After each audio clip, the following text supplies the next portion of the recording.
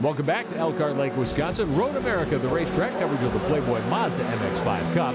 We are under caution for an incident involving Tim Probert out on the backside of the racetrack. One of the Alara entries. Probert from Houston, Texas, bringing out the caution early in the going. Taking the opportunity to come to pit road, one of the contenders today, Brad Rampelberg in the AMG 4 car. Probably an unrelated situation. He comes to pit road. Everything's okay. Rampelberg heads back to the racetrack. Let's get down to Derek Bertasiglio on pit road, get an update on the 4 car. Tony Silver is the crew chief for the AMG car of Brad Rampelberg. He came in for a quick pit stop. What was wrong with the car?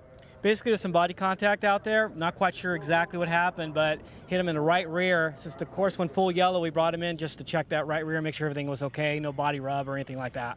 Well, Brad Rampelberg is going to take up the rear of the field, but he's still not out of this race. No, I think Rampelberg will have ample opportunity to get back into it. We take our onboard look here. One of our Smarty Cam views, our driver's eye view coverage today, gets up in line behind Christine Crane's car heading up the hill to the Toyota Bridge. While we were away, here's what happened to Tim Probert. Yeah, this is coming up at the kink, which is the fastest corner on the course, one of the fastest ones. A lot of dust there, dirt. Oh, Gus got it sideways. Oh man, that is a hard hit there. And you usually make more than one there. That was bad. He did let go of the steering wheel, which is a good thing. Probably saved his hands, but that was a hard hit. Yeah, Probert just had that one get away from him. A hard lick into the concrete barrier. All right, one of the things that makes this series so interesting, I think, is how durable these race cars are. Here's our Mazda Momentum. The Mazda MX5 Cup car is like a Timex. It takes a licking and keeps on ticking, and you can notice some of the damage on the side of Lionel Kent's car. And Lionel, what happened on Thursday?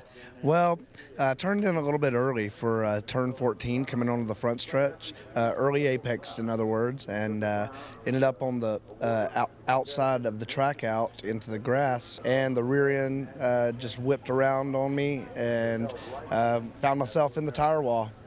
Mazda builds a pretty durable car. How advantageous is that for you to be able to race today?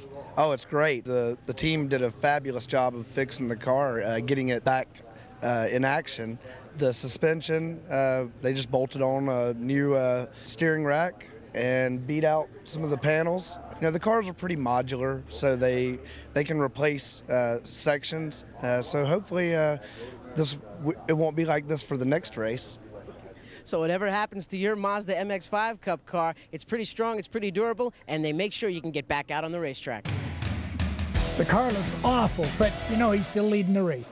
An indication of the quality engineering that Mazda puts into all of these vehicles, street or racetrack. All right, a couple of our contenders headed to pit road under caution. Let's get it back to Derek. Pit stop for the Atlanta Motorsports Group number 84 of Michael Cooper. They had a left front tire going down, the crew going over the wall, jacking the car up in the air. They're going to change that left front tire, get Michael Cooper back out there. SCCA rules stipulate you do have to have a jack stand on pit road for safety reasons, so they're going to get the car up in the air, change that left front shoe, and get Michael Cooper back out there. Yeah, Cooper running 6th at the time of the caution. Now Jesse Combs in the Cool Gas 77 is down there as well. The Alara team working on the back end of that race car. Looks like they might have changed a couple of tires and wheels. Derek making his way down to Combs' machine. Problems with the 77 of Jesse Combs. They had some rear end issues. They had to get some sheet metal pulled out from the tire. They didn't want that tire to rub to possibly go flat. Jacob Olberg and Ken Murillo going over the wall to do some major work on the car. The rest of the Alara crew also joining in. And now Combs is back out on the track. Boy, that's tough. You know, we haven't had a lot of pit stops in these races this year. It just seems like they were good. But these guys were very fortunate to have all this stuff and to have a caution that they could come in and work on them. Lengthy caution because Tim Probert's car, after getting into the wall over on the backside, still up on the rollback, not ready to be brought back to the pit area. Now, we talked to a lot of fans here this weekend. Everyone loves to come to Road America for one of these pro racing weekends. We're from the Chicago area. We came up here for the 2.5-hour ride, and we're just amazed at the facilities. And the prices are reasonable. People are real friendly.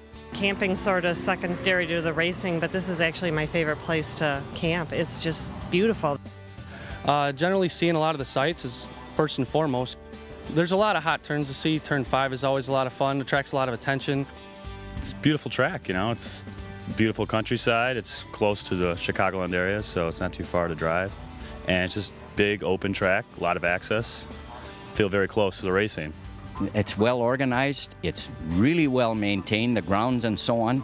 The people, the officials are so friendly. We just enjoy it immensely.